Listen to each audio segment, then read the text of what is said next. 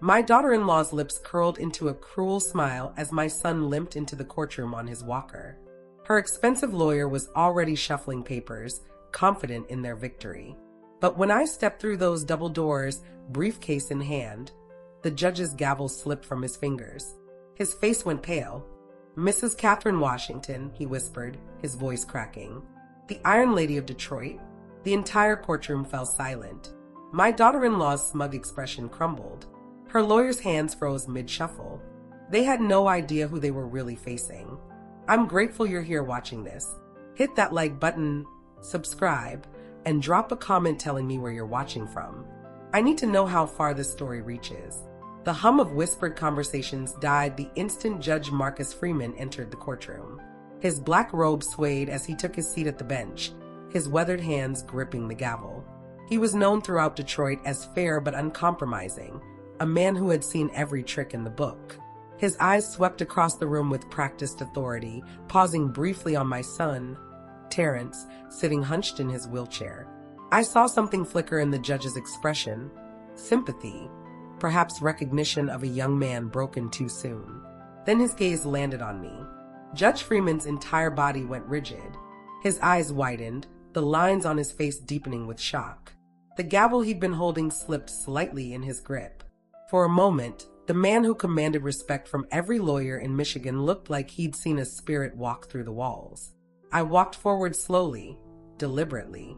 My sensible black heels clicked against the polished floor, each step echoing like a drumbeat in the silence. I carried my worn leather briefcase, the same one I'd used for 23 years before I retired. The brass clasps were tarnished now, the corners scuffed from countless courtroom battles, but it still held power. I could feel every eye in that room following me. I reached the defendant's table and set the briefcase down. The thud resonated through the chamber like a declaration. I pulled out the chair next to Terrence and sat down, placing my hand over his trembling fingers. His skin was cold, clammy with fear and shame. Under my palm, I felt his hand shake like a leaf in a storm. The silence was suffocating. Even the court reporter had stopped typing, her fingers hovering over the keys. Judge Freeman leaned forward, his knuckles white as he gripped the edge of the bench. His voice came out barely above a whisper, but in that dead silent room, everyone heard it. "Mrs. Washington, I never thought I'd see you in my courtroom again. Why are you here?" That question cut through the air like a cold wind sweeping through the room. My daughter-in-law, Shanice, frowned, her perfectly sculpted eyebrows drawing together as she looked at me with suspicion and growing unease. Her parents, sitting behind her in their designer clothes, leaned into each other, whispering frantically, their eyes darting between me and the judge. Terrence lifted his head, confusion written all over his gaunt face, but beneath it, I saw something I hadn't seen in months, a fragile spark of hope. Seeing my son like that, broken and defeated, made my heart ache in a way I can't even describe. He didn't know. No one in that room, except the judge, knew who I really was. They saw me as just another aging black woman, a mother trying to help her disabled son. They had no idea that I was once someone whose name alone could make opposing counsel tremble. They called me the Iron Lady of Detroit, and for good reason. Less than an hour before that moment, the Detroit sky had been gray and heavy with the threat of rain. I stood beside our old Buick, carefully helping Terrence navigate each step. His movements were slow and painful, not just because of the walker that bore his weight, but because of the cold stares of the small crowd that had gathered. The bells from Greater Faith Baptist Church down the street rang out, each toll hitting my chest like a hammer, marking what felt like a day of reckoning. I clutched my old leather briefcase tightly, feeling its worn edges against my palms. It wasn't just a bag. It held documents, evidence, and the faint hope of saving our family. In front of the Wayne County Courthouse, a crowd had formed. Curious neighbors, a few reporters with cameras ready, all buzzing like restless bees. "It's the Washington divorce," someone whispered loud enough for us to hear. "They say it's really ugly." "That poor man," another voice added. I heard every word, and each one felt like a weight added to my chest, but I kept my face cold and expressionless. I wouldn't show weakness. Not here. Not now. Then a luxury car, A gleaming black Mercedes pulled up sharply behind us. The door swung open and Shanice stepped out. She wore a form-fitting red dress, Versace if I wasn't mistaken, the color of defiance and victory. Large designer sunglasses covered half her face, but they couldn't hide the arrogant smile playing on her glossy lips. Her parents followed, her mother in a cream pantsuit, her father in an expensive suit, both walking with their heads held high like they'd already won. Her brother Marcus strutted behind them, gold watch catching the light, a smirk on his face. Seeing them made my stomach turn. They had no idea what Terrence and I had been through.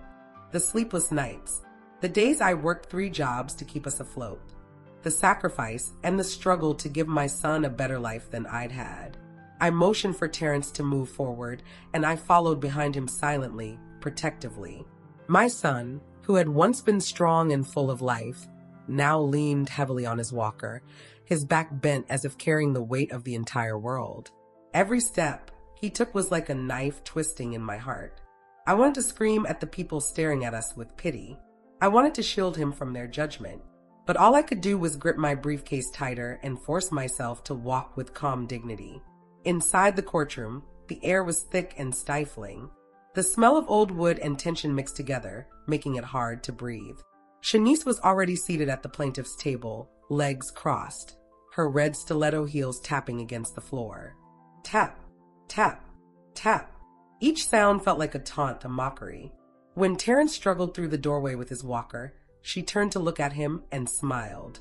Not a warm smile, a contemptuous one. She leaned over to her mother and said, just loud enough for everyone nearby to hear, "Look at him. He's nothing but a crippled old man now." I felt my blood boil. My hands clenched into fists at my sides, but I bit down hard on my lip, forcing the rage back down. I wouldn't give her the satisfaction of seeing me lose control. Not yet. Terrence lowered his head, his chest rising and falling rapidly as he tried to control his breathing. He eased himself into the wooden chair at the defendant's table, his hands gripping the walker, like it was the only thing keeping him anchored to reality. Watching my son like this, humiliated by the woman who had promised to love him in sickness and in health, tore my heart to shreds. Shanice's lawyer, a sharp-dressed woman named Angela Price, stood up and placed a thick stack of papers on the table with a loud thwack. Her voice was confident, almost arrogant, as it echoed through the room.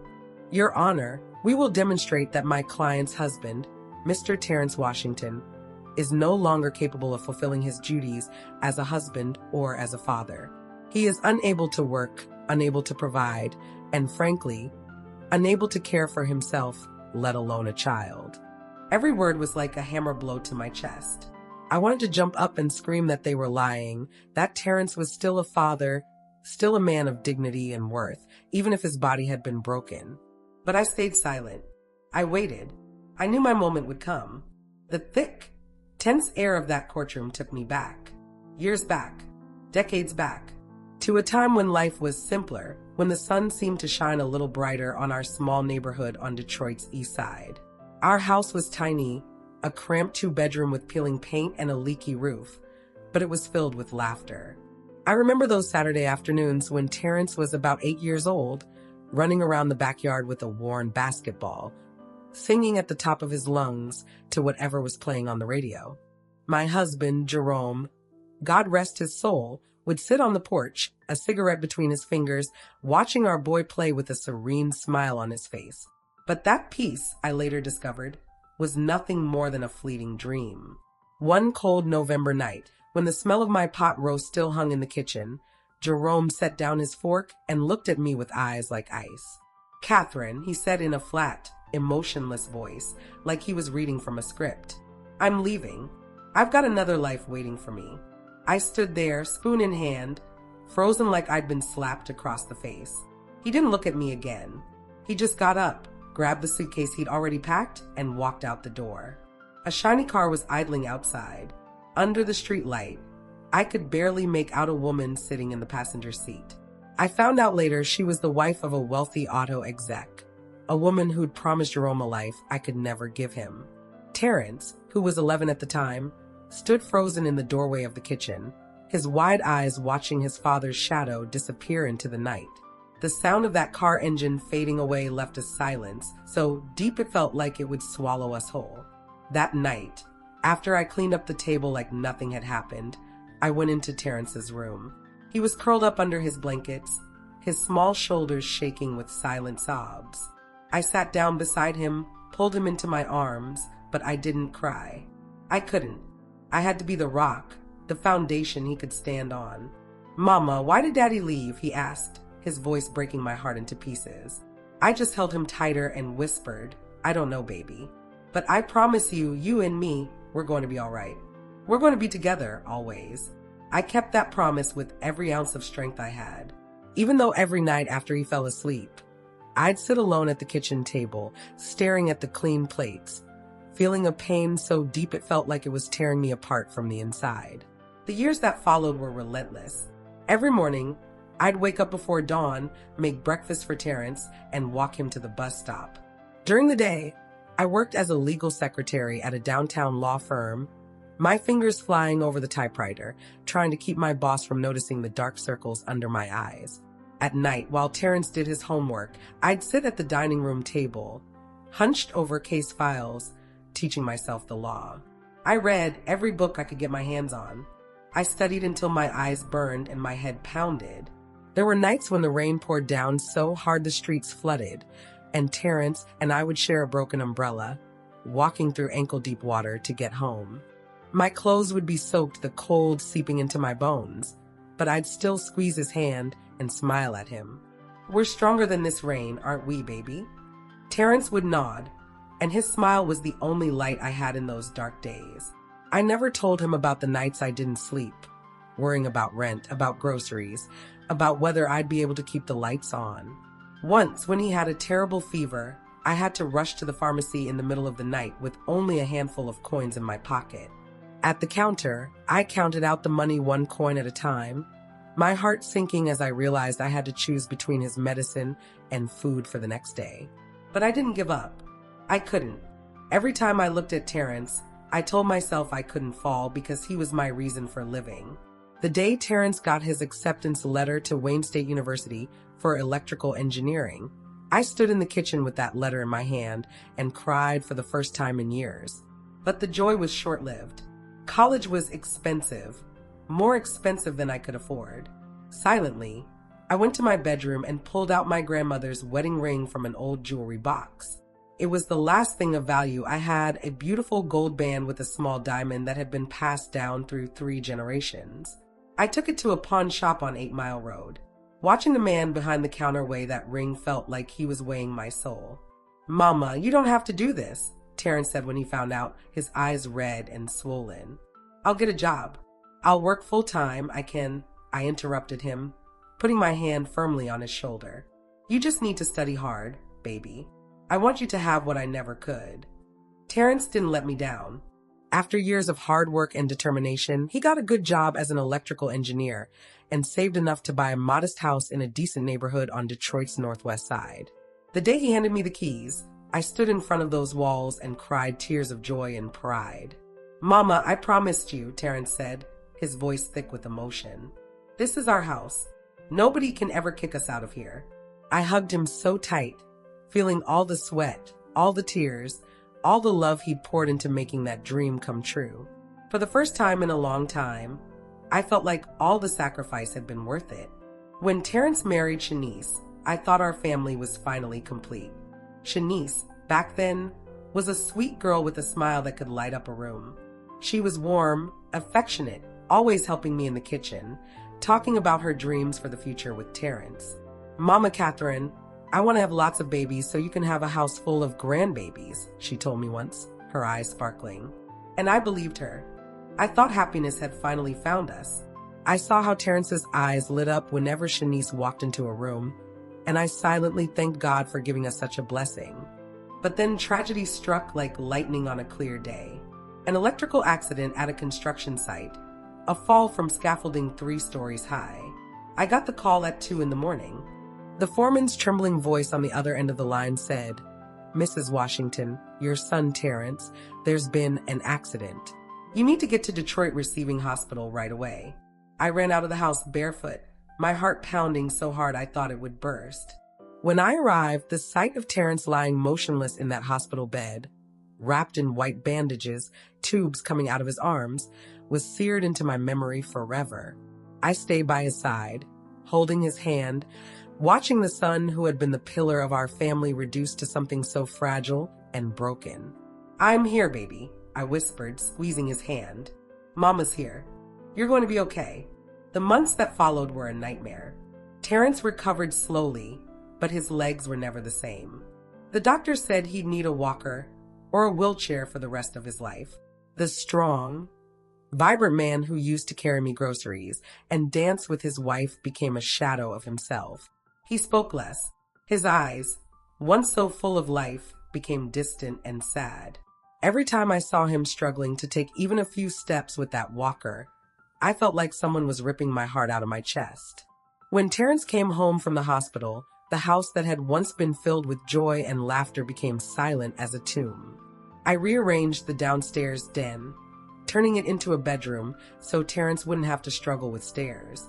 Every time I looked at that hospital bed I'd set up for him, my soul ached. That room was supposed to be a playroom for the grandchildren Shanice had promised me. Now it was just a makeshift space for a man fighting against his own broken body. The first few weeks, Shanice played the role of the devoted wife. She'd bring him soup, help him with his medication, even smile when I thanked her. I wanted so badly to believe she still loved him, that she was just adjusting to the new reality. But with each passing day, I realized it was all an act, a performance. Shanice's patience ran out faster than I ever imagined. One morning, as the early light came through the window, I saw Terrence sitting in his wheelchair, a rare spark of life in his eyes. "Mama, I want to go sit outside today," he said, his voice full of hope. "I want to feel the sun on my face. Can you ask Shanice to help me?" I nodded, relieved to see my son finding even a small reason to smile. I went to the kitchen where Shanice was making coffee, dressed like she was heading out somewhere fancy. "Shanice, baby, Terrence wants to go outside. Can you help him real quick?" I asked, keeping my voice gentle and kind. She turned around with a frown, her face twisted with annoyance. "Mama Catherine, I've got a million things to do today," she snapped in a cold tone. "Can't he just manage on his own for once?" Without waiting for my answer, she grabbed her coffee cup, slammed it down on the counter, and stormed out of the house, her heels clicking angrily against the floor. I stood there, stunned and hurt. I went back to the den and found Terrence still sitting by the window, his head down, his hands gripping the armrest of his wheelchair. "Mama, it's okay. Forget it," he whispered, so quiet I almost didn't hear him. I wanted to run after Shanice and scream in her face. But seeing Terrence sitting there, defeated, I could only push his wheelchair outside myself, forcing a smile to hide the pain that was breaking me inside. Family dinners, which used to be the warmest part of the day, became unbearable. I'd cook Terrence's favorite meals, fried chicken, collard greens, cornbread, hoping to bring back even a little bit of joy. But Shanice would sit there, barely touch her food, then push her plate away and mutter that she wasn't hungry. I still remembered how she used to rave about my cooking, how she'd asked me to teach her my recipes so she could make them for Terrence. Now she looked at him across the table with barely disguised disgust, like sharing a meal with him was a burden she could hardly bear. "Shanice, honey, you feeling all right?" I asked once, trying to keep the peace. She just shrugged and said, "I'm fine, just not hungry." But I knew better. It wasn't the food that killed her appetite. It was Terrence. It was this life. It was us. One evening, as I passed by the kitchen to get some water, I heard Shanice's voice through the slightly cracked door. She was on the phone, her voice low but calculated, dripping with scheming. "Don't worry," she said. "Once the house gets split, we'll have more than enough to start fresh somewhere else." I froze, my heart squeezing tight in my chest like someone had wrapped a fist around it. The house. The house that Terrence had worked so hard to buy. The house whose keys he'd handed me with so much pride. Now it was just prey in her plan, something to be divided and sold off. I wanted to burst through that door and confront her right then and there. But I held back. I needed time. I needed proof. I needed to protect Terrence from this cruel truth, at least for a little while longer. Shanice started changing on the outside, too. The simple dresses and jeans she used to wear were replaced by expensive, tight-fitting designer outfits. Her lipstick got brighter, almost garish. Her perfume was so strong I had to open all the windows whenever she passed through a room. She started going out at night, always with some excuse. Meeting up with old friends, or just need to clear my head for a bit, she'd say. I'd watch her leave, her heels clacking loudly against the hardwood floor, and my heart would sink deeper each time. I remembered the days when she'd hold Terrence's hand, smiling up at him, talking about their future together. Now, every time she walked out that door, I felt like she was leaving behind not just Terrence, but all the promises she'd made. The neighbors started talking. One afternoon, while I was buying vegetables at Easter Market, Mrs. Robinson, a vendor I'd known for years, pulled me aside and whispered, "Catherine, I don't like to gossip, but I've been seeing your daughter-in-law around a lot with some man. Real tall, well-dressed. They're always at that coffee shop on Woodward, laughing and carrying on like a couple." I forced a smile and thanked her, but inside, my suspicions had already hardened into certainty. Shanice wasn't just unhappy. She was unfaithful. She'd found someone else, someone who could give her the life she wanted, a life that didn't include my broken son. The worst moment came late one night when pain was tormenting Terrence. I heard him groan softly from his room, his voice weak and desperate. "Shanice, baby, can you help me? My leg's cramping real bad. Can you massage it a little?" I stood outside the door, hoping, praying for a gesture of tenderness from her. But Shanice yanked her hand away from him, her voice sharp as a blade. "I'm not your nurse, Terrence. If you need care, hire somebody to take care of you. I'm done." I stood there, my hand frozen on the doorknob, feeling like a dagger had been plunged straight into my chest. Terrence went silent. He didn't respond, but I knew those words had wounded him deeper than any physical injury ever could. The house that had once been filled with love and laughter now felt like a mausoleum. Every night, I sat on the porch, listening to the crickets, my heart torn into pieces. I thought about the days when Terrence was healthy, when he'd hug Shanice and tell me, "Mama, I found the one. The woman I'm going to spend my life with." I'd believed him. I'd hoped that Shanice would bring my son the happiness he deserved. But now the love in her eyes had died, replaced by cold calculation and contempt. Every time I looked at Terrence with his walker and his empty gaze, I felt like I'd failed him, not just as a mother, but as someone who'd believed in love and loyalty and doing right by people. One gray afternoon, with storm clouds gathering overhead, I just poured a glass of water when I heard the front door open. Heels clicked on the floor. Shanice entered, but she wasn't alone. Beside her was Angela Price, a lawyer I recognized immediately. She was someone I knew from my old days in the courtroom, back when I was still practicing. Angela wore a sharp black suit, briefcase in hand, walking with an air of authority that seemed designed to intimidate. I looked at her and my heart sank. This woman had once been a colleague, someone I'd shared strategy with, someone I'd respected. Now she was standing on the other side, treating me like I was nobody. Shanice, wearing a bright blue dress that screamed expensive, sat down in a chair without even looking at me or Terrence. The atmosphere in the room became suffocating, like the air before a storm. Shanice shoved a stack of papers across the table toward Terrence, her voice dry and emotionless. "Sign here. We're getting a divorce. By law, this house gets split 50-50. Those words hit me like a freight train. I looked at Terrence. His face, already pale, turned white as a sheet. His hands trembled as he gripped the edge of the table, trying to steady himself. I set the glass of water down carefully and kept my voice calm, even though rage was burning through every vein in my body. "On what grounds are you claiming this house is marital property?" Shanice lifted her chin, her face so brazen it made me want to leap across that table. "We're legally married, Mama Catherine. Everything acquired during the marriage gets divided. Don't you know the law?" Her words were a slap in the face, not just to me, but to all the years of blood, sweat, and tears Terrence had poured into buying that house. I took a deep breath, swallowed my anger, and replied in a firm, steady voice. "You're wrong, Shanice. This house is Terrence's separate property. It was purchased before you two got married and is in his name only. Legally, you have no claim to it." The room went dead silent. Terrence lifted his head, and in his desperate eyes, I saw a glimmer of hope flicker to life. Angela, sitting beside Shanice, interjected with a voice like a knife cutting through butter. "Mrs. Washington, under Michigan family law, there are provisions that allow separate property to become marital property after years of cohabitation. You should be very careful about what you're claiming."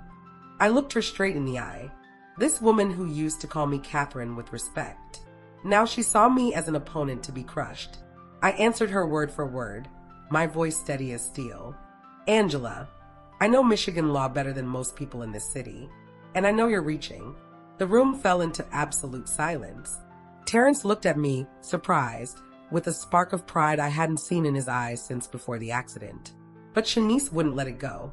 She jumped up, her voice rising to a shrill scream. "I don't care who you think you are. I just want to be free of this burden. He's an invalid, and I still have my whole life ahead of me." Those words crashed down on Terrence like a sledgehammer. He sat there, silent, his shoulders trembling, his voice broken when he finally spoke. "Shanice, do you really think that about me?" She looked away, refusing to answer, and her silence was crueler than any insult she could have hurled at him. I felt like my heart was being ripped out of my chest. Terrence, my son, the pride of my life, was being called a burden by the woman he'd loved with everything he had. I wanted to lunge at Shanice, to shake her, to scream that she didn't deserve my son's love. But I just stood there, gripping the edge of the chair, fighting not to break down in front of everyone. Angela stood up and led Shanice toward the door, leaving the divorce petition on the table like a scar that would never heal. The door slammed shut, and Terrence and I were left in a silence so heavy it felt like it was crushing us. I started clearing the dishes, trying to do something, anything, so I wouldn't have to face the pain that was suffocating me. But my hands were shaking so badly I dropped a glass. It shattered on the floor, the sound echoing through the house like the breaking of my heart. Terrence was still sitting there, motionless, his empty gaze fixed on those divorce papers. "Mama," he murmured, his voice barely audible. "What did I do wrong? Why does she hate me so much?" I didn't answer right away. I just sat down next to him and put my hand on his shoulder. "You didn't do anything wrong, baby," I said, my voice thick with emotion. "She's the one who's wrong. Not you. Never you." But deep down, I knew the truth was even more painful. Shanice didn't just want to leave Terrence. She wanted to take everything we had. This house, the one Terrence had worked so hard to buy, was now the target of her cold, calculated plan. I thought about all those flooded streets we'd walked through together. I thought about the wedding ring I'd sold to put him through school. I thought about his promise that no one would ever be able to kick us out. Now all of that was in danger, and the threat wasn't coming from a stranger. It was coming from the woman Terrence had called his wife. That night, I sat alone on the porch, listening to the sounds of the city at night. The cold wind blew, but I didn't feel it. I knew the real storm was just beginning. In the days after the divorce papers were served, the air in the house became so thick and heavy it felt like it was crushing my lungs. Every corner of that house, from the kitchen table where we used to laugh together to the hallway where Terrence used to walk without help, was now just filled with cold, suffocating silence. I watched Terrence eat his meals in silence, his movements slow and mechanical, like a robot going through the motions. He'd finish, then return to his room with his walker, his thin back casting long shadows on the walls. I wanted to run after him, to hold him, to tell him everything was going to be okay. But I knew those words would sound hollow now. They'd be like wind passing through, unable to comfort the deep wound in his heart. That night, I tossed and turned in bed, unable to sleep. The faint light from the street lamp outside filtered through my window, drawing weak patterns on the ceiling. I thought about Terrence, about all the years we'd fought together, about the promise I'd made to protect him from harm. But now it was the person he loved most who was destroying him, and I felt helpless, like all my years of struggle had been for nothing. Finally, unable to sleep, I got up, threw on a light robe, and walked toward the kitchen to get some water. As I passed by the bedroom where Shanice slept with my granddaughter, Little Maya, I heard voices. Shanice's cold voice cut through the wooden door like a blade. Maya, listen to me carefully. Tomorrow in court, when the judge asks you questions, you need to say that your daddy can't take care of you anymore. You need to say you don't want to live with a sick person. Do you understand me? Those words hit me like a punch to the gut. I stood there frozen, the glass in my hand almost slipping from my fingers. Maya's small voice answered, weak and tearful. But Mommy, I don't want to lie. I love Daddy so much. Her voice trembled, like she was trying to hold on to the love she still had for her father. Shanice's voice came back harsh, with no patience or warmth. If you don't do what I say, we're going to lose everything. Do you want to end up poor, living with your sick daddy and your old grandma? I stood there, my heart pounding, feeling like someone was crushing my chest in a vice. Shanice, the woman I'd once welcomed into our family, was now forcing her own 7-year-old daughter to lie, to betray her own father. Rage coursed through me, but along with it came an indescribable sadness. Maya, my sweet grandbaby, was being pushed into a cruel choice by her own mother. Silently, I stepped back, retreating to my room before they could discover me. Sitting on my bed, I covered my face with my hands, trying to hold back the tears streaming down my cheeks. I thought about Terrence, about how he used to carry Maya on his shoulders, laughing as she pointed at airplanes in the sky. Grandma, I want to be a pilot when I grow up, Maya had said, her eyes shining with dreams. Terrence had hugged her tight and whispered, "You're going to do it, baby girl. Daddy believes in you." Now, Shanice wanted to take that love away, to turn Maya into a pawn in her ugly game. I couldn't allow it. I wouldn't let my granddaughter grow up learning lessons of lies and cruelty. The next morning, as soon as the sun rose, I got up early and made breakfast like always.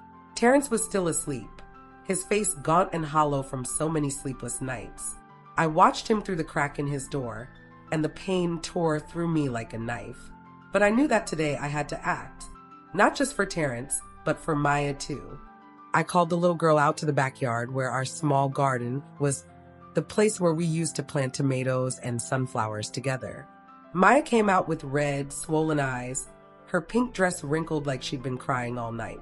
I sat down on the wooden bench and pulled her close to sit beside me. "Sweetheart," I said in a soft voice, "last night, I heard the conversation between you and your mama. You're scared, aren't you?"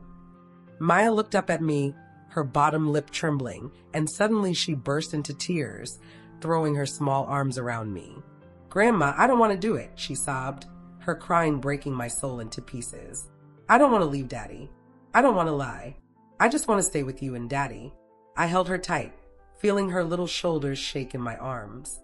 My own tears fell silently, but I kept my voice firm and strong. "Don't be afraid, baby. Grandma's here. You won't have to lie to anyone. The truth is our strongest weapon. Always remember that." Maya lifted her tear-streaked face, her clear brown eyes looking at me with so much trust it almost broke me. "But Mommy says if I don't do what she wants, she won't let me see Daddy ever again," she whispered, her voice full of fear. I wiped her tears away gently, my heart aching but filled with determination. "Your mama is wrong, sweetheart," I said with absolute certainty. "Nobody can take you away from your daddy or from me.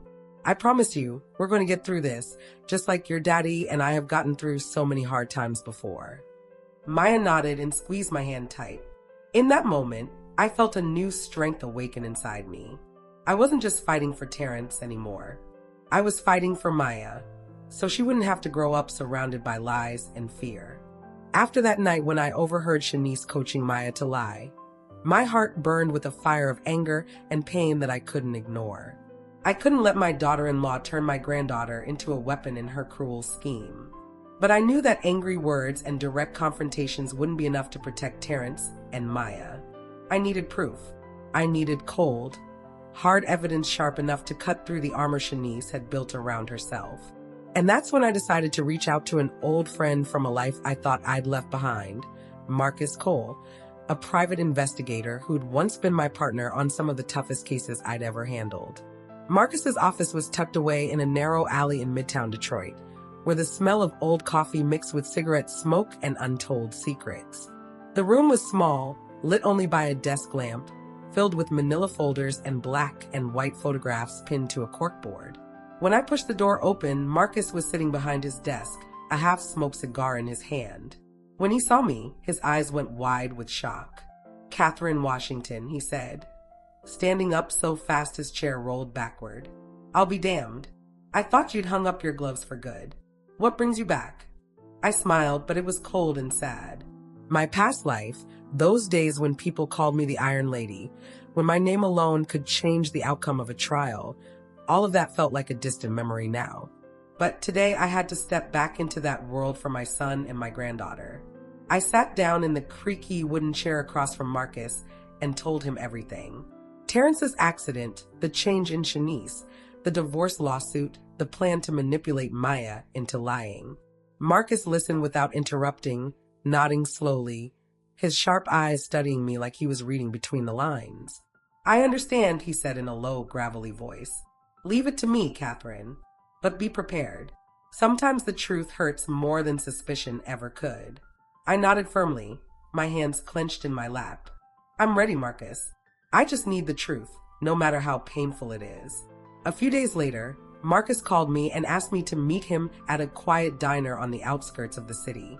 When I arrived, he was already sitting in a back corner booth with a cup of black coffee in front of him and a thin manila folder on the table. He slid the folder toward me without saying a word. I opened it and I felt my heart stop beating. The photographs inside were crystal clear. Shanice in a tight red dress, her arm linked with a tall, handsome man in an expensive suit, coming out of the MGM Grand Casino downtown. She was smiling, her eyes bright and alive, so different from the cold, bitter face she showed Terrence every day. I picked up the photos with trembling hands, feeling like ice water was pouring down my spine. "His name is Darius Mitchell," Marcus said in a grave voice. "Real estate developer. Big money. Known for romancing women with assets and then taking everything they've got. He's got a whole team of lawyers who cover his tracks. This isn't just some fling, Catherine. This is calculated." I looked at another photo where Shanice was wearing a diamond bracelet I'd never seen before, laughing as Darius whispered something in her ear. He's been picking her up, paying for everything. Fancy restaurants, shopping sprees, hotel rooms at the Westin. I've got receipts, Catherine. Bank transfers from his account to hers. This isn't love. It's business. She wants Terrence's house, and Darius is backing her play. My heart filled with a toxic mix of pain and fury. While Terrence fought through every moment of physical agony, trying to take even a few steps with his damaged body, Shanice, the wife he'd loved so completely, was living it up with another man, plotting to steal the home my son had built with his own two hands. "How deep does this go?" I asked, my voice shaking with suppressed rage. Marcus sighed and shook his head slowly. "Pretty deep, Catherine. I found hotel receipts going back 6 months. Plane tickets to Miami and Vegas. Bank transfers totaling over $15,000 from Darius to Shanice's account. This isn't just some affair. This is a partnership." I paid Marcus, folding cash into his hand, and asked him to keep digging. "I need every piece of evidence you can find, no matter how small," I told him, my voice like steel. Marcus nodded, his weathered face full of understanding. "You're still the same Catherine I remember," he said. "Tough as nails. But be careful. Darius Mitchell isn't someone you want to cross without being prepared." I smiled coldly, but deep down, I knew I had no choice. This wasn't just about a divorce anymore. This was a war to protect my family.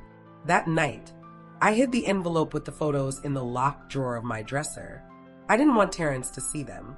I couldn't let him face the truth that his wife had betrayed him so brazenly and completely.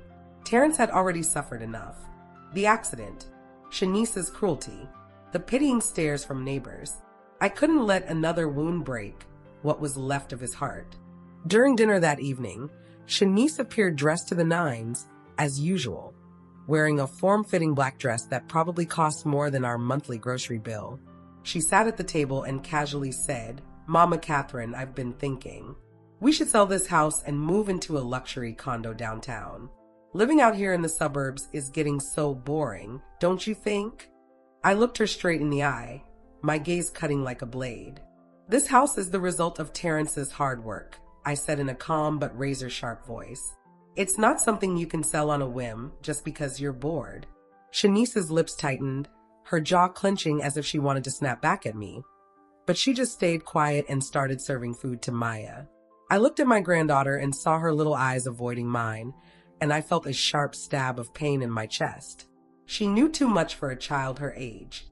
She was carrying a weight no 7-year-old should have to bear. Seeing her like that gave birth to a new strength in me. I wasn't just protecting Terrence anymore. I was shielding Maya's innocence from the scars her mother was trying to carve into her soul. The morning of the first hearing, rain was falling in a light drizzle. The drops came down like tears from heaven. I helped Terrence out of our old Buick, each of his movements heavy and painful, not just because of the walker that supported his weight, but because of the invisible burden pressing down on his shoulders. His face was drawn and pale, his eyes sunken from nights without sleep, but he still managed to give me a weak smile so I wouldn't worry. "Mama, I'm okay," he said, though his voice trembled, and I knew he was lying to protect me from his pain.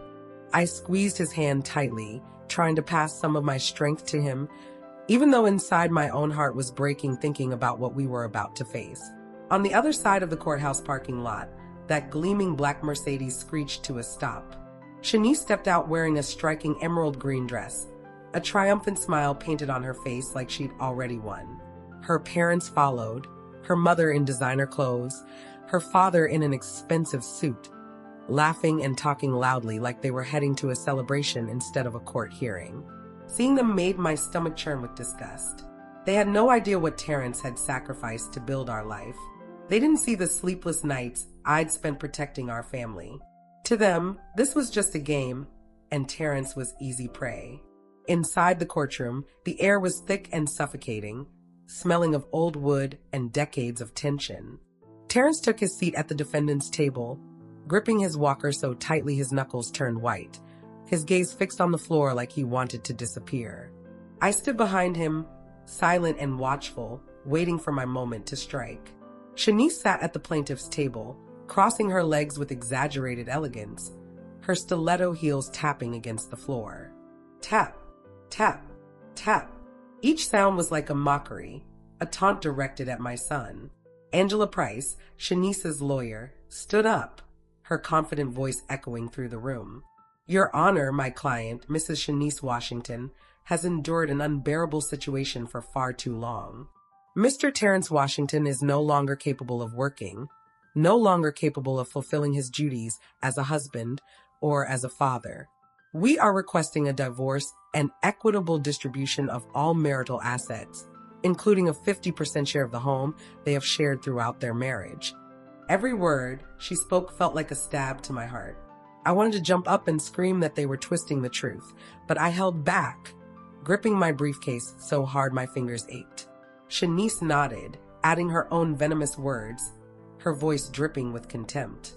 "He's nothing but a burden now. I deserve a better life, not wasting my years taking care of someone who's worthless." Those words were a direct assault on Terrence. He tried to stand, his trembling hands pressing down on his walker, his voice breaking with raw emotion. "I can still take care of my daughter. I'm still Maya's father. I can still." But his throat closed up, the words dying before he could finish. His face flushed red, sweat beaded on his forehead, and I saw tears filling his eyes, like all the strength he had left was crumbling away. Shanice's cruel laugh rang out through the courtroom, cold and heartless. "Look at yourself, Terrence. You can't even stand up without shaking. Who do you think you're going to take care of?" The entire room erupted in whispers. Pitying glances landed on my son like arrows. I felt my heart being torn to shreds. Terrence, the son who had once been my pride and joy, was now being humiliated in front of everyone, called worthless by the woman who'd promised to love him in sickness and in health. The scales of justice seemed to be tipping in Shanice's favor, and I knew if I didn't act right then and there, everything Terrence had worked for would be lost forever. In that moment, I stood up. I walked slowly, deliberately, to the defense table. The sound of my footsteps echoed through the silent courtroom. I opened my old leather briefcase, the sound of the clasp snapping open sharp and clear. I placed the briefcase on the table, pulled out a chair next to Terrence, and sat down. I felt my son's shocked eyes on me, felt the confusion radiating from him. I took a deep breath, then stood up again. My voice, clear and unwavering, rang out through that courtroom.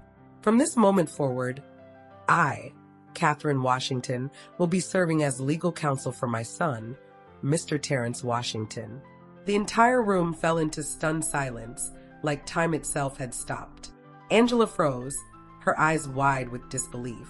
Shanice stared at me, her mouth hanging open, her face going pale like she'd seen a ghost rise from the grave.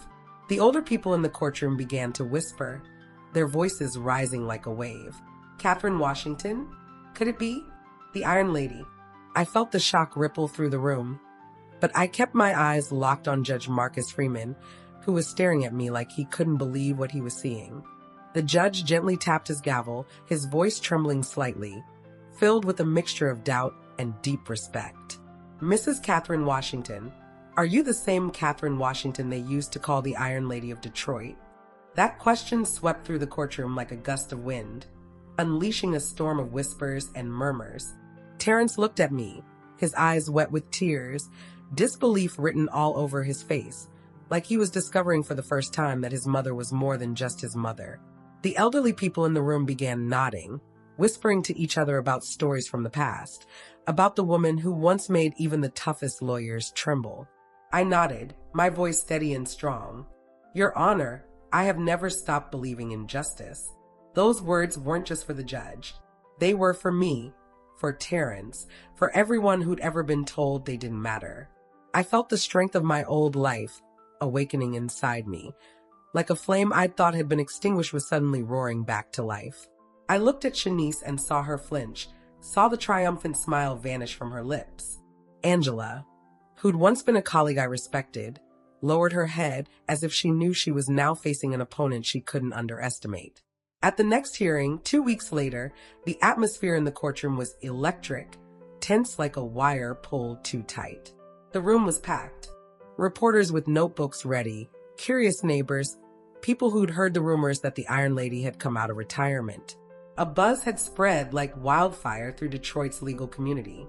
I walked in holding Terrence's hand, feeling his trembling grip on my arm. He didn't say anything, but in his tired eyes, I saw a spark of hope beginning to grow. I squeezed his hand gently, wanting him to know I was there, that I wouldn't let anyone take what was rightfully his. Shanice sat at the plaintiff's table, dressed elegantly as always, though her usual confident smile no longer had the same shine. Beside her, Angela Price looked tense, clutching a stack of documents like they were her last lifeline. Shanice's family, her parents and brother, occupied the bench behind her, but their loud comments and laughter from the previous hearing had disappeared, replaced by nervous, conspiratorial whispers. I knew they could feel the tide turning, though they didn't yet understand what was coming for them. Judge Freeman entered with his usual solemn bearing. He nodded at me and gestured for me to begin. I stood up, opened my briefcase, and pulled out a carefully organized packet of documents.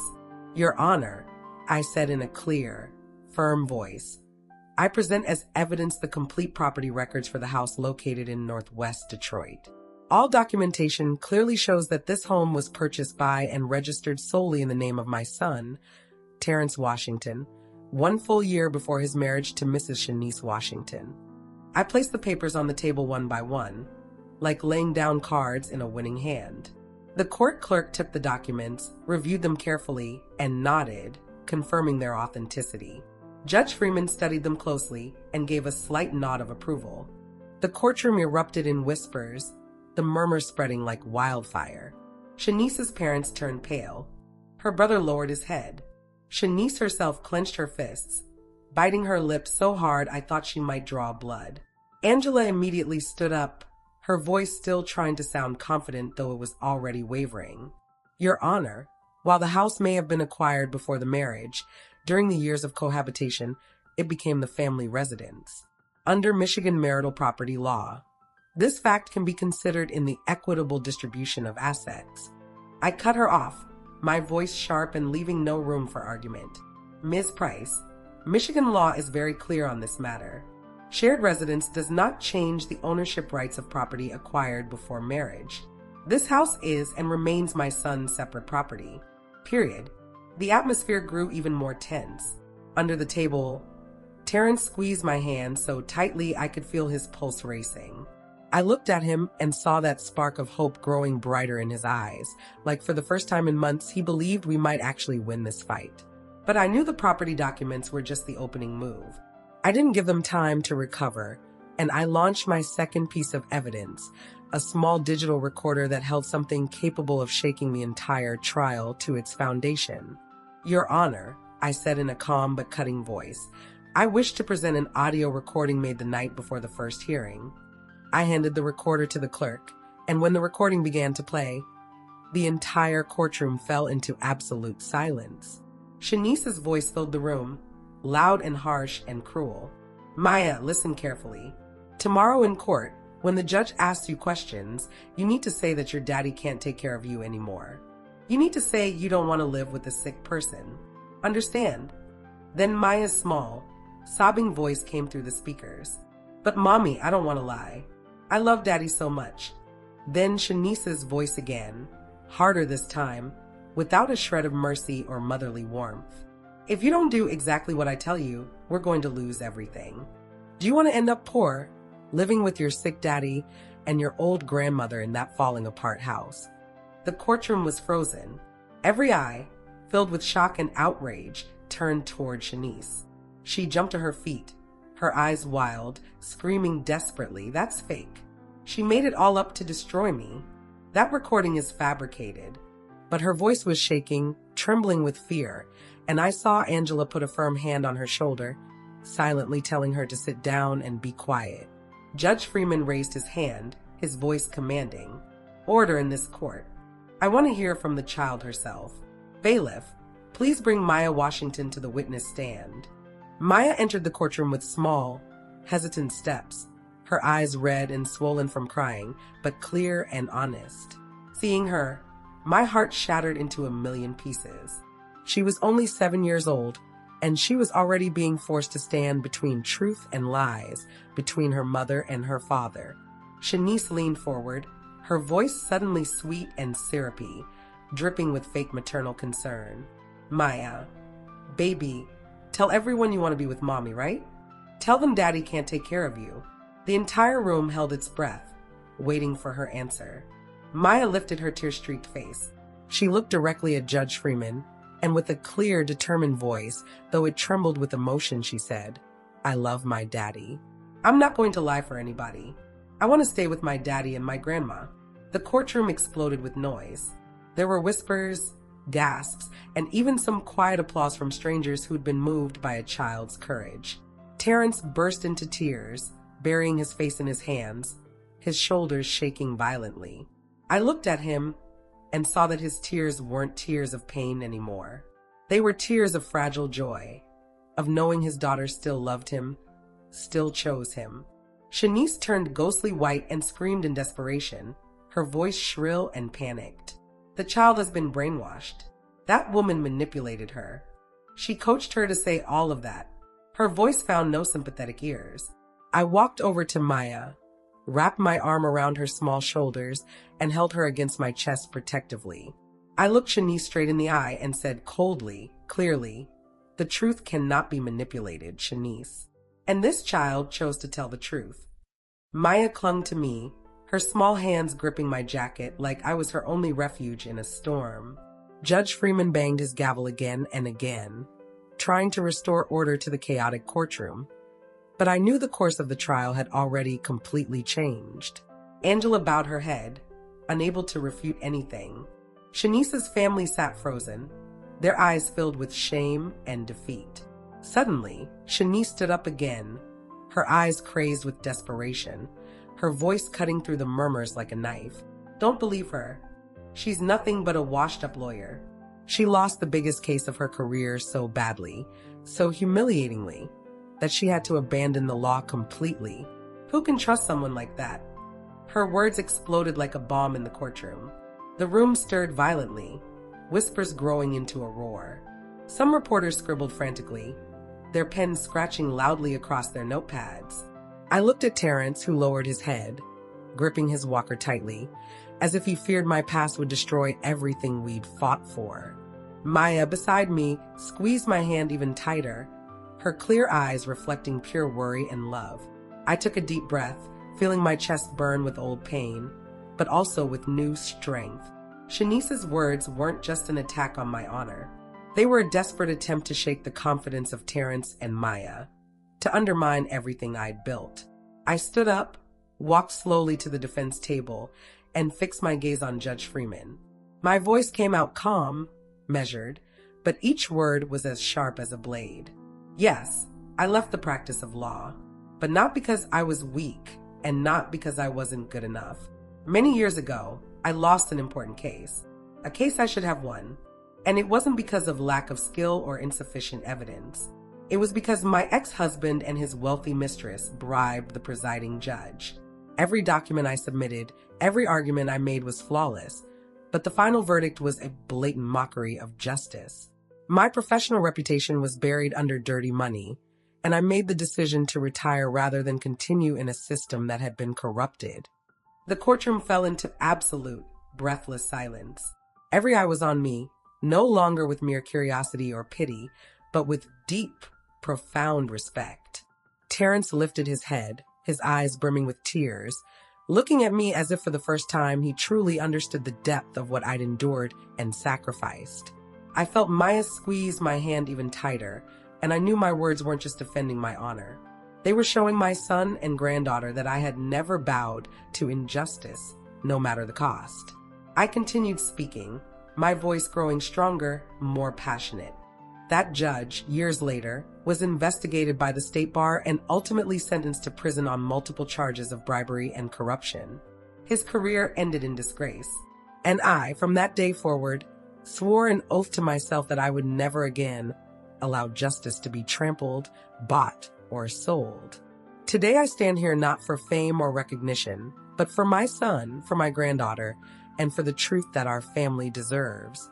I paused, letting my words sink in, and I saw the slow nods of understanding from the older people in the courtroom who remembered me, who'd heard the stories of the Iron Lady from another era.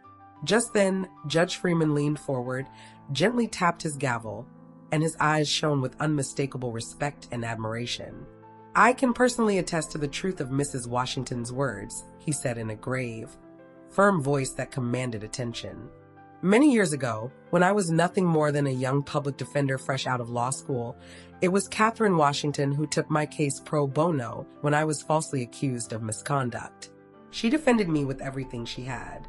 She has been and remains one of the most principled advocates for truth and justice I have ever known."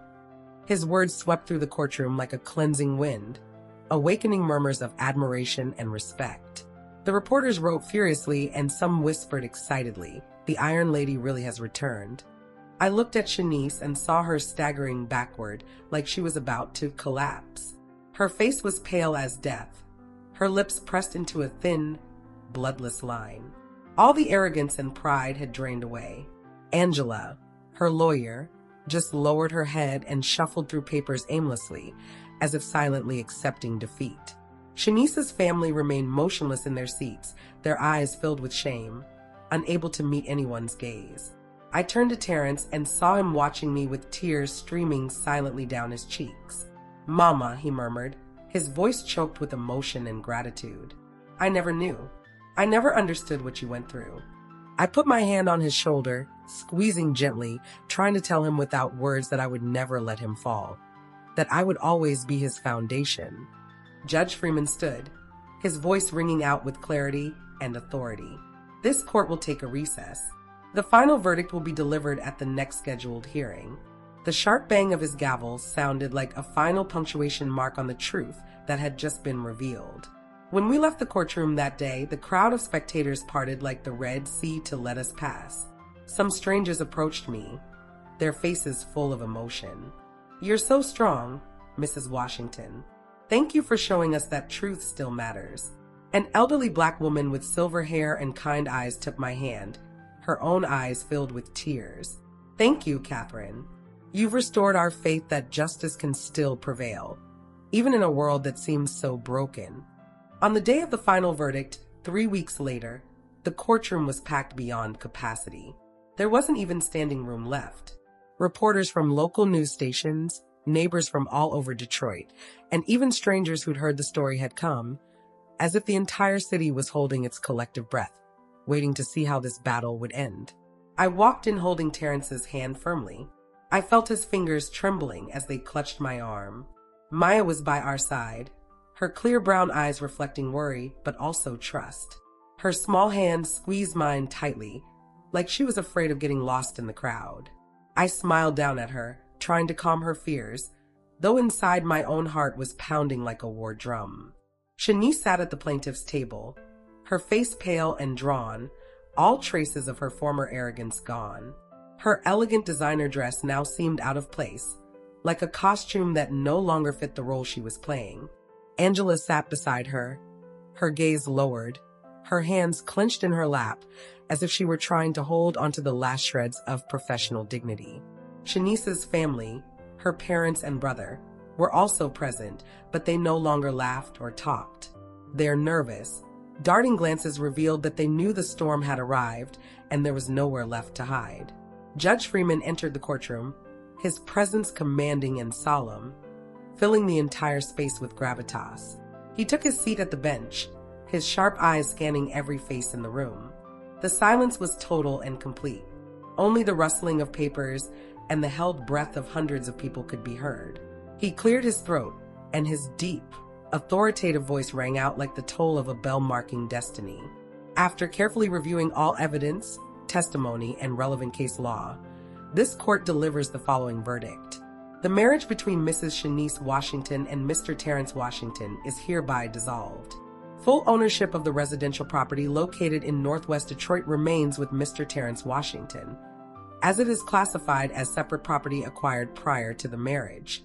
Primary custody of the minor child, Maya Washington, is awarded to her father, Mr. Terrence Washington, with Mrs. Catherine Washington serving as co-guardian.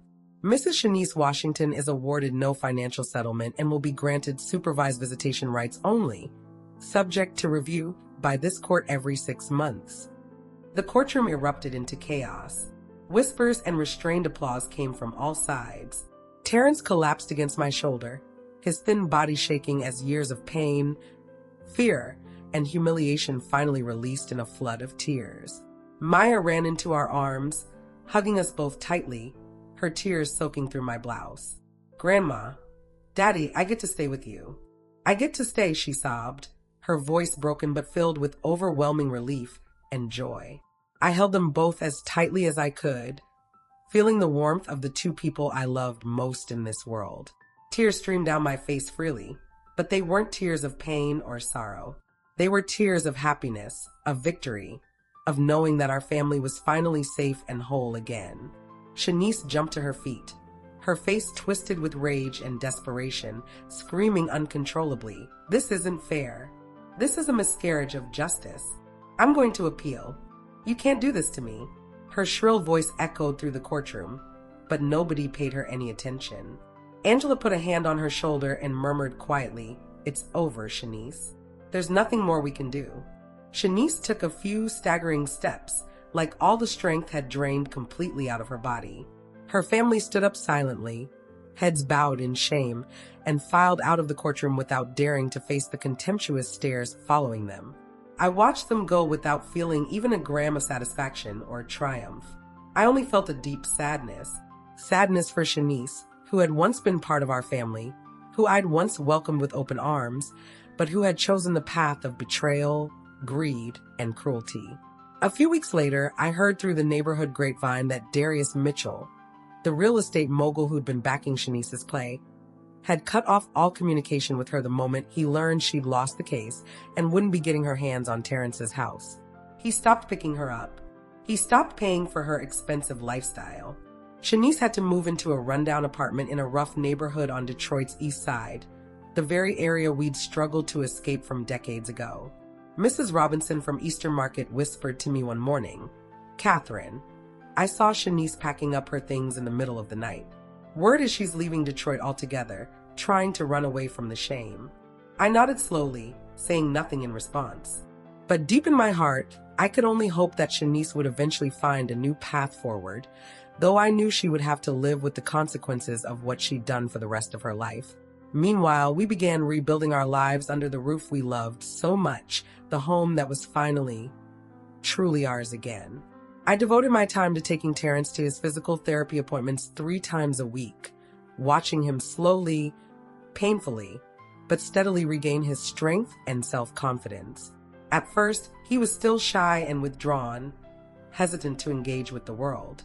But every time Maya ran to him, threw her arms around his neck, and shouted, "Daddy, you're my superhero. You're the strongest man in the whole world," I would see Terrence's eyes light up like stars coming out after a storm, as if hope itself was being rekindled in his heart. I helped Maya with her homework every evening, sitting at the kitchen table with her, helping her with math problems and reading assignments. We drew colorful pictures together, bright suns and rainbows and houses with happy families inside. And every night, our kitchen was filled with the aroma of the meals I prepared: fried chicken, mac and cheese, collard greens, cornbread, all the foods that meant home and love and family. Our family meals, which had once been overshadowed by Shanice's coldness and cruelty, were now filled with genuine laughter and warmth. Maya would tell us animated stories about her day at school, about her friends and her teachers. Terrence would tease her playfully, making silly jokes that made her giggle uncontrollably. And I would just sit there, watching the 2 people I loved most in this entire world, feeling my heart grow warm and full, as if the terrible storm we'd weathered had never even happened. One sunny Saturday afternoon, I found Maya sneaking into my closet and pulling out a pair of my old court heels, the black pumps I used to wear when I was still practicing law. She put them on, wobbling and tottering around the living room, striking dramatic poses like a lawyer making her case. "Grandma, when I grow up, I'm going to be just like you. I'm going to be the best lawyer in the whole world and help people who need someone to fight for them," she declared, then burst into peals of laughter. Terrence, sitting in his favorite chair on the front porch, watched her with eyes full of joy and peace, a look I hadn't seen on his face in what felt like forever.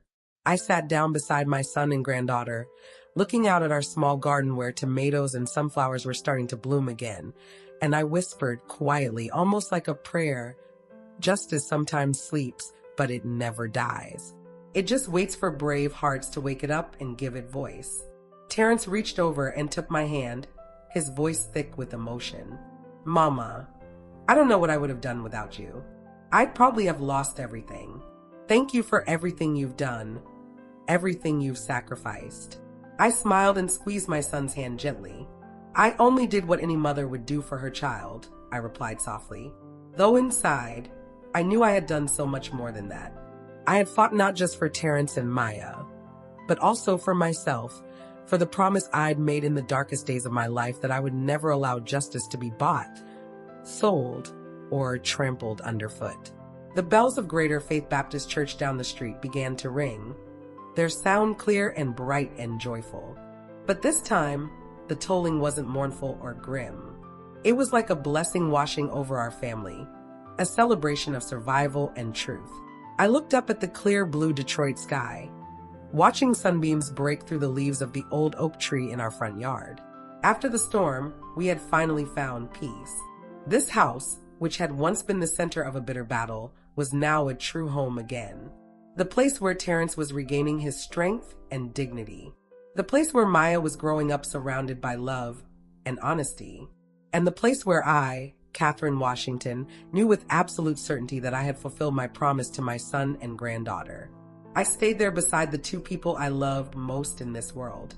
And for the first time in many, many years, I felt that my heart was truly at peace, truly home. After everything I've been through, everything I've witnessed and survived, I've come to realize that life can take so many things from us. Our health, our trust, even the relationships that seem strongest and most unshakable. But there is something precious and powerful that no one can ever take away from us. Truth and love. They became the light that guided me through the darkest valley, giving me the courage to face betrayal and injustice head on. I want everyone listening to understand something important. In life, there will always be moments when we are tested to our absolute limits, when it feels like the world is crushing us under its weight. But if we hold onto our faith, if we refuse to bow our heads to lies and corruption, justice will eventually speak. It may take time, it may take sacrifice, but it will come. And most importantly, family is the greatest strength we have to overcome any storm, any challenge, any darkness that tries to swallow us whole. The story you've just heard has had names and certain details changed to protect the privacy of the people involved. I'm not telling you this story to judge anyone or to celebrate someone else's downfall. I'm sharing it in the hope that someone out there listening will hear it and stop to reflect. How many mothers are suffering in silence right now, watching their children being torn apart by people who claim to love them? How many grandmothers are fighting battles nobody sees, sacrificing everything to protect the ones they love? I truly wonder, if you were in my position, what would you have done? Would you have chosen to stay silent to keep the peace, to avoid confrontation? Or would you have dared to face it all, to risk everything to reclaim your voice and fight for what's right? I want to know your thoughts, your opinions, because every story we share, every experience we voice, can become a candle that lights the way for others walking through their own darkness. God always blesses those who stand for truth, and I am absolutely certain that courage, real courage born from love and principle, will always lead us to better days. It may not be easy. The road may be long and painful, but on the other side of that struggle, there is peace. There is justice. There is home. Right now on your screen, you'll see 2 more stories from this channel, stories that have touched thousands of hearts. I'm convinced they will surprise you, move you, and maybe even give you strength for whatever battle you're facing in your own life. Thank you from the bottom of my heart for staying with me until this moment, for listening to my story, for caring about what happened to me and my family. Your support means more than you could ever know. God bless you all, and remember, never stop fighting for truth. Never stop fighting for the people you love. Never give up, because justice may sleep, but it never dies.